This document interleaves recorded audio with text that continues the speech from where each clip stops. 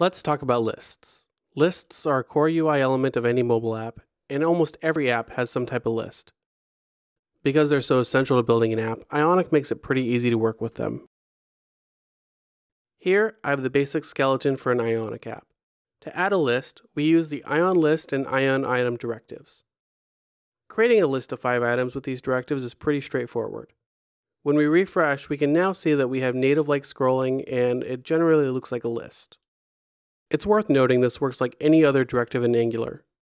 It wouldn't be a list if we couldn't add some data. First, I'm going to add our to-dos controller into the markup. Now I'm going to create our to-dos controller over on the JavaScript side. Let's add a couple to-dos into our scope. I already have a few, like clean the kitchen, do laundry, mowing the yard, and whatever else comes to mind. Right now, the markup for our list is static and won't respond to updates. Let's change that using the Ng Repeat Directive. If you're new to AngularJS and don't know what Ng Repeat means, check out the notes for a link to the Ng Repeat documentation. Now that we're done, we can save, refresh, and check out our list, and we see it's now data-driven. Now we can go back to our controller, remove things, add things, and save and watch our scope update. But it really wouldn't be a to-do list if we couldn't add some items to it. Fortunately, adding an item to our list is as simple as adding to the to-dos array in our scope. For this example, I'm just going to add a header button. If this example looks unfamiliar to you, check out the formula for header bars in the notes. We now have an add button that is pointing towards a add to-do function on click, so let's wire that up.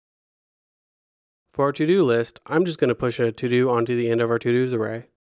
Now we can save, refresh, and give it a shot. We can click add and watch the to-dos get added to the list.